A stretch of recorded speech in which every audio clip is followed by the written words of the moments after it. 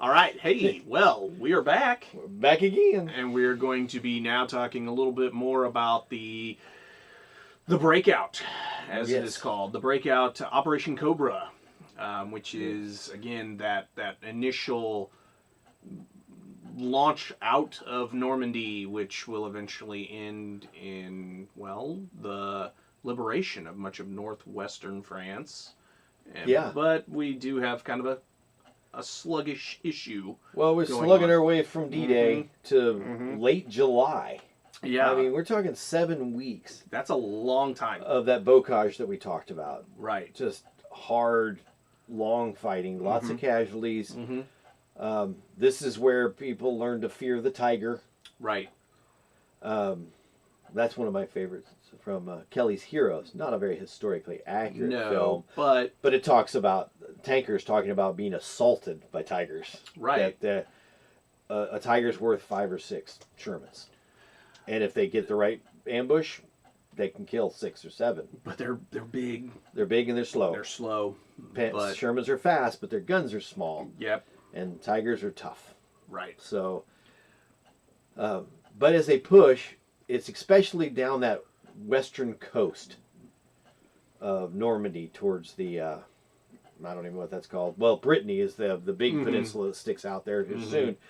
Kind of where Normandy comes down and meets Brittany, gives us a little L-shaped. Yep. A town called Avranches, or Avrance, I don't know, I'm not French. I couldn't tell you. Avranches. Yeah. There you go. Better that way. We just do it that way. Yeah. Because the push from the north, pushing south, all out from the beach, you can't really push to the east because of the rivers. Yes. There's like 2 or 3 rivers right in a row. So the British just use those to the anchor of the left flank. Right. Well, there we got 2 that I can see right on that map. The Orne, which is one of the ones they took the bridges on D-Day. But they pushed their way towards Caen, which takes them, what, 4 weeks? Yeah. 5 weeks to get to and get through. Time. Yes. So the battle starts swinging on the right side as the Americans push. Yes. Using an excessive amount of air power. Well, they need to get out and break into more open ground. Right. You're bogged down here in the Normandy Peninsula, or you're bogged down right there on Cotentin Peninsula. You're not gonna get much leeway. You're not gonna go very far if you're stuck on the beachheads. Well, and you're constantly fighting every 100 yards. There's another line of this bocage. Yes. So get out of it. Got to find a way out of it. In Cherbourg, the German garrison at Cherbourg hangs on until the end of June, at least. And the harbor gets damaged. We were really counting on that harbor being the place where we could start offloading. Those temporary mulberries that we built outside of one off Gold Beach, the other one I can't remember what the other one got put. One of them got destroyed late June. Storms rolled through. And damage went. So we've literally got the stuff is still coming off the beach, which is not a very efficient way to offload things. No. Because you take your big boat and then you have to load stuff off the side to a littler boat who takes it to the shore, unloads it onto trucks. Right. And then it's literally reverse process. It's a massive operation. Yeah, they show a little bit of it in The Longest Day towards the end of the movie there. They show people going off like the injured, getting on these little boats to go out to the bigger boats. Right. Things like that. So, but it's just been long, 8 weeks. And I think the air power thing is really one of the things the German army has always said is the Americans are very sensitive about casualties. Yes. So if you can bloody their nose, they'll leave you alone. Except if they're trying to accomplish something. Yeah. In which case they will rain down hellfire and brimstone on you. Known as B-17s, B-25s, B-47s, B-24s, A-10s, not A-10s, A-26s, invaders. Just crazy amounts of air power. Every time the weather was halfway decent, there were Allied planes coming over the top. And of course, at this point of the war, mostly American planes. Right. We're providing probably about 80% of the combat power at this stage of the war in the European theater. in the Pacific Theater, it's even higher. Oh, yeah. But we finally get down there, and of course, this is where Bradley, who's now really in charge of the American sector, Right. Omar Bradley, kind of an engineering guy of his own. He's kind of the introvert to Patton's extrovert. Mm-hmm. Both really good generals when it comes right down to it. Sure. Different styles to a certain extent. Definitely, but he knew that if you're going to go into a movement battle, Patton is the guy you want driving that Jeep. Oh, yeah. Yeah, and of course, Patton's go-getting attitude, don't let the grass grow under your feet. Well, don't let the enemy rest. No. Keep going after them. Right. Never stop. And so as they get down to Avranches, the German line, the German 7th Army pushes west from a town called Falaise. To try to basically counterattack, try to push this bridgehead keeps getting bigger, and they don't like it. Right. And so they try to stop him, but that means that when Patton breaks out, he kind of runs around south of them and heads east. And the British are pushing south, and it creates this pincer. The German 7th Army, right? The last time German Army, the 6th Army, was right. trapped in a pincer like this. It didn't end well. No, it didn't end well at all. And so the Germans have this army stuck in this area, this bubble, that we're trying to pinch at the end. Yes. And it depends on who you talk to, but most people would agree that the British were slow. And because they didn't move, I mean, Patton moved all the way from the coast, all the way around in there, and the British couldn't make 10 miles. Right. And close that gap. Well, like we mentioned last time, Montgomery is a tactile individual. He's very methodical. Yeah. Yes, and so him taking a little bit more time, it happens. It does. But it was vitally important. If the Falaise Gap is closed, the war in the West is over. Right. Because the 7th Army is really all that's out here. Correct. And there's not much except these coastal battalions along the beach running guns and holding in case the Americans invaded Calais. Yeah. I think that ship has sailed. Yeah, I'm pretty sure that ship is gone. But the idea now is that if you were to get Montgomery on his little bit more horsepower, things could be a lot better. But the Germans lose almost all their equipment. And the air battle, if you've ever seen pictures of the Highway of Death coming out of Kuwait, just literally a highway covered with burned vehicles and bodies. Yeah. And that's what the escape from the Falaise Gap looks like. Allied air power and artillery is just pounding it day and night. Right. And the Germans managed to pull their army out, but pretty much lose all their equipment. Sure. And then once that gap is over, it's a race. Right.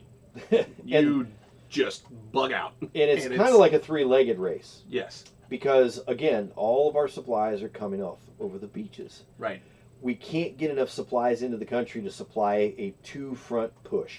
No. Like a single spearhead, two spearheads. Right. Which means, of course, you have the constant fighting between Patton and Montgomery. Yes. Whenever they get a chance, they are chewing on Eisenhower's ear. Give me the supplies and I'll take us to Berlin. Right. I don't know what Montgomery's timetable, 1958 or something like that. But anyway. maybe not until the... But even Montgomery gets hasty. Yes. Because he's thinking, the war is won. We've got this. Let's push And so we through. push. They push towards Paris, which the Germans retreat and call it an open city. Yes. So it doesn't get bombed. So it's been conquered like 3 times and never been bombed. Which is awesome. Which is just so rare. Yes. The only fighting is done by the resistance. The French resistance who start rounding up traitors and shooting them. Almost exclusively. Well. They don't do a lot of other hanging them if they don't shoot them. Yeah. I guess if they just ran out of ammo. Probably so. Need some decorations for your street lamps. Why not a traitor? Right. And one of the big things that we see, and again, Band of Brothers talks about it, Bridge Too Far, to a certain extent, talks about it. is the fact that you see a lot of women who collaborated in the most biblical way. Yeah. With right. occupiers. Right. They might have German children. And the German army has no concern for these women at all. So they're not like in the evacuation convoy. No. So they're left behind. And of course, the people see them as traitors because they were sleeping with a German. My question is for the French. They've been occupied since 1940. You literally have a whole group of girls that came of age with all the French guys in prison camps or overseas. Right. The only men around were Germans. You can't blame them. I mean, it's just hard to... As bad as it sounds. It has nothing to do with politics. It has to do with hormones. Right. It really does. Yeah, I mean, come on. You're not gonna...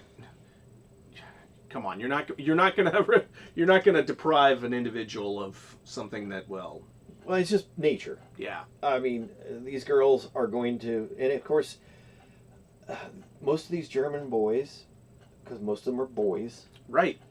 They're draftees, just like the just American like anyone Army. else, yeah. And they're sent far away from home. They're lonely. And they don't want to be in Normandy. No. Or even Paris. I mean, yeah, it might be cool to visit, but you don't want to live there. No.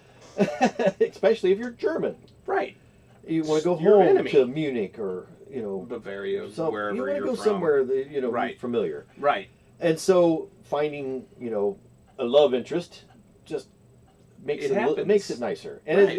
it just happens. But we see a lot of this, the retributions when you see, and of course, in a lot of ways, you see the same problem in a lot of wars. The people who did the least to resist are the most ferocious at pointing out traitors. Yes. Because they're the ones that feel guilty. I mean, the ones who did the fighting know who did what. Right. And they also know that some of these women were feeding them information. They know some of these people that other people are calling traitors and wanting to string up were, their basement was full of resistance fighters throughout the course of the war. There's all these secrets that Yes. are hard to come out. And, there's some very unfortunate incidents, I'm sure. But the push is huge. And you have, we have a highway system. Right. And this is, to me, other than, we have the red tails. Mm-hmm. To me, this is probably the shining moment for black soldiers in the American Army. Is that Red Ball Express. Yeah. Taking supplies, in some cases towards the end of it, all the way across France and back. There you go. Well, and again, we talk about it. We've mentioned it. You can't fight an army. You can't fight a war without supplies. Right. You can't fight a war without food. You can't fight a war without ammunition, obviously.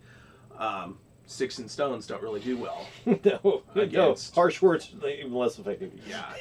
So when we do get into this idea of pushing out of Normandy, pushing out of even the area of where would that be? Maine or Mine, I don't know. Whichever. But northwestern France and moving into more of your central France, this is a huge thing. And people on the home front are even more excited. Oh. Because they're thinking, hey, we were winning now. When you're looking at the maps and you see Paris falls. Yes. Well, of course, remember, Rome fell the day of D-Day, June 6th. Yeah. So this is looking really good, which is always bad. Because it heightens expectations. We start hearing that familiar phrase. When's the war? We're going to be home by Christmas. Yeah. Oh. That's a little premature. Well, yeah, exactly. And so, again, the next area that we talk about, of course, is after you liberate France, where do you go from there? You got to cross the Rhine. Yes. And we come up with, 3 different plans to cross the Rhine? Yeah, I think so. Of course, Patton is, go. But he actually literally runs out of gas. Mm-hmm. Literally, his vehicles run out of gas. And, of course, that makes him really mad. Well, yeah. Because there's nothing more worthless than a tank without gas. Well, you're literally like, it's terrible. It's just not useful at all. Right. It's a pillbox, and a pillbox is not an offensive weapon. And, Patton is all about offense all the time. Well, If he can't be offending against the Germans, he's offending against somebody else, like soldiers or reporters, whatever, whatever he can get away with, but or not get away with, as the case may be. Exactly. So again, by 1944, again after the Germans had literally infiltrated, God knows how much of France for the last 4 years. Oh yeah, I mean they have every aspect of life. Right. They leave. They leave beyond the Seine. And in what, late July, Operation Dragoon, which is the landings in southern France, and they go up the Rhone River Valley, not the Rhine, the Rhone. The Rhone, totally different. I know spelled almost the same. Yeah, but au fry. Yeah. So again, which means really by what, September of 1944, France is liberated. Yes. With odds and ends in the corners, kind of thing. Sure. Not being occupied anymore, but. It's an amazing drive, and that, like, Red Ball Express was what, 300 miles at one point. So you literally have trucks going as long as they can. They establish points where the trucks pull over and the drivers sleep. Right. For 4 hours, and then get back on the road. Well, and again, those are predominantly colored, because they for the most part, colored troops aren't used as combat troops. As bad as it sounds, yes, you're right. Because, just calling it like it is. You're right. Because, again, why would you want a colored individual right next to you in a foxhole in 1944, 1945? Well, the Southern guys might get a little nervous. Yeah. That the black guy who they, beat up 4 years ago now has a gun. Right. Which is, again... but it's setting the stage for the future. Correct. That we'll talk about. It does. It makes it a lot different. It makes it a lot better for others. But the idea now is that we are liberating France wholesale. Yes. And moving into other places around. We start pushing into Belgium. Yeah.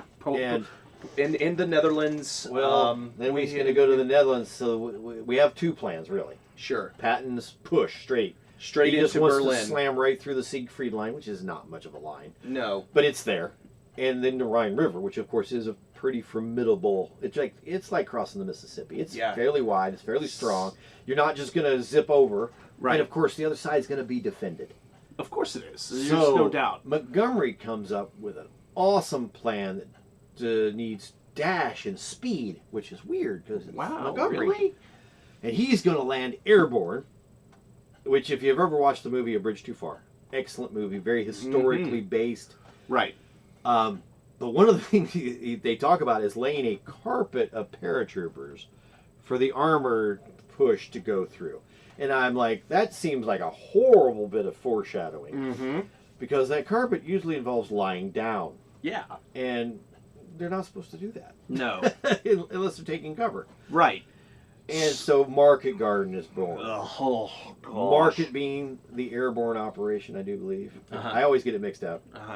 Market, I do believe, is the airborne part of the operation, which involves the 82nd, the 101st, and the British. Is it the 1st Airborne? I don't know if it's the same airborne for the British this time. Let's see here. Operation Market Garden. Operation Market Garden will be... Big thanks to Britannica for their instant access to information. Yes, definitely. British Second Army Advance, that would be Operation Garden. So you were right on that. Garden is the ground forces, yes. Market is the airborne operation, which is going to take a series of bridges across the northern Belgium and Netherlands, and finally ending up with the British. Did we tell what airborne?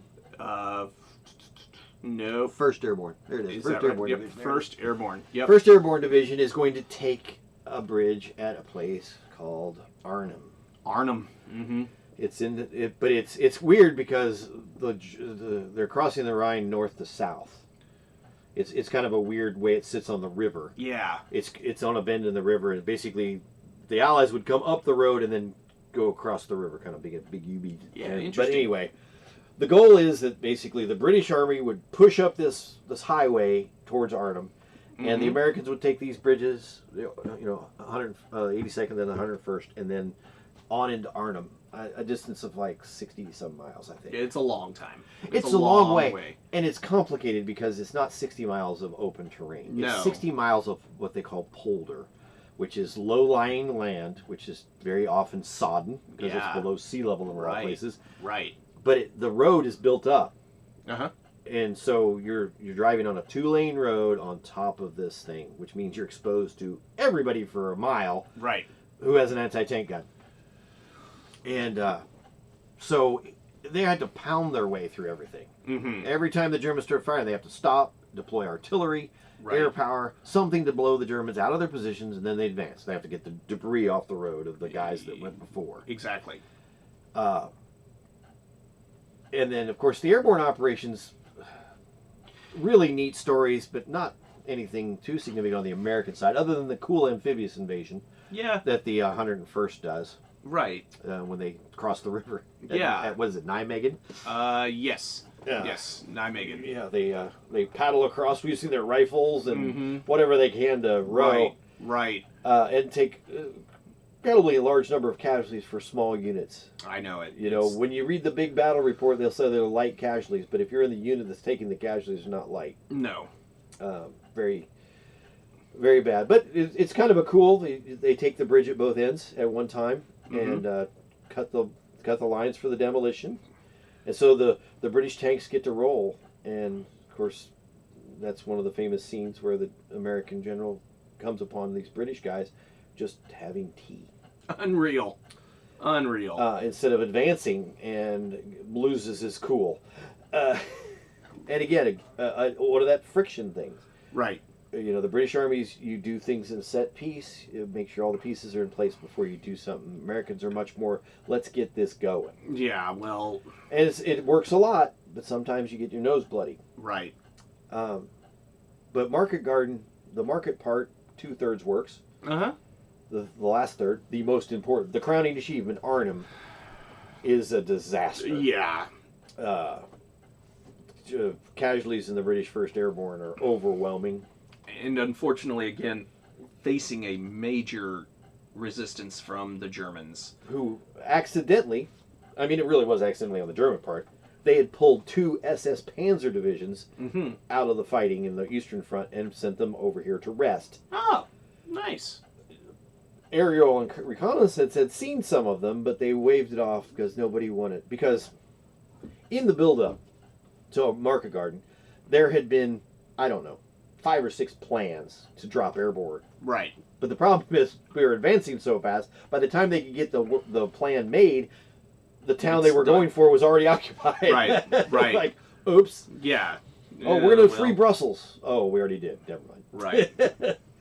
And so Market Garden became very almost like a self-fulfilling prophecy. We have to do it this way because we need to get the airborne involved and blah, blah, blah, blah, blah. It sounds... Because the airborne are the Hollywood movie stars of the European theater. Okay. They really are. But, again, why are you going to put people into harm's way and make it worse than before just to, what, get your name in the paper? Yeah. Whatever. But Eisenhower had to make a choice. Right. They didn't have the supplies to pursue 2 fronts. So he had to either choose Patton's plan of straight across the river, bang, bang, or Montgomery's plan of the airborne operation. Because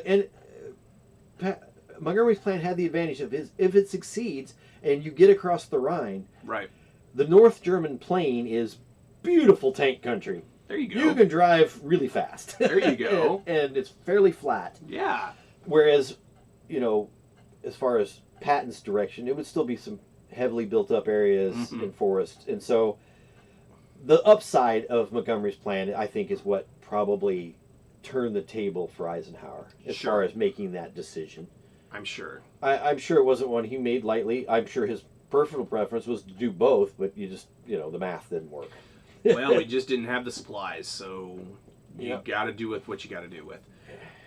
Unfortunately, Market Garden is, people it doesn't work. They tried to say it was an 80% success, but the problem is everything relied on the final. It'd be like taking a course where all the homework and all the quizzes don't mean anything, and the final is all your grade, because the goal was to get over the Rhine, Right. and it didn't happen. It didn't happen. And you basically destroyed the first British Airborne as a fighting force. Right. But the cool thing is, if you've watched Band of Brothers or Bridge Too Far, you know that the troop carrier pilots had been trained. Right. They stayed in formation. Right. They did it in daylight, which was odd. Totally different than because what it allowed them to take a little bit more anti-aircraft fire. But they knew it was an overwhelming number. Right. So it worked. But it's still, even at this point in the war, they had to come in 3 waves. Just because you just didn't have enough planes and gliders. Right. And it's weird to think about at this point because it seems like everything else you have to find places to park stuff. You just got so many, trucks, planes, cars, tanks. Exactly. Exactly. That you still don't have enough to do a three division airborne. Right. In a single oomph. Luckily. Yes. Luckily, we were able to kind of bypass Operation Market Garden. But so at the end of fall, we're stuck on the west side of the Rhine. Basically, we're against the Rhine River. Yeah, we're bogged down. We can't really get across the river because it's a very difficult river to cross. It is. Strong current, wide. Yeah. Easy to defend on the banks. Right. It's not like it's flat. It's other than up in the Netherlands, but now that ship has sailed. We can't get across there. No. And there's some other issues with the Netherlands that we didn't. Allied-wise, we probably didn't approach correctly because we don't get to use the port at Antwerp until much later. Later than we should have because we didn't clear the estuary above it. Nice. We had the southern side, but they had the northern side, so you can't sail boats through it. Nope.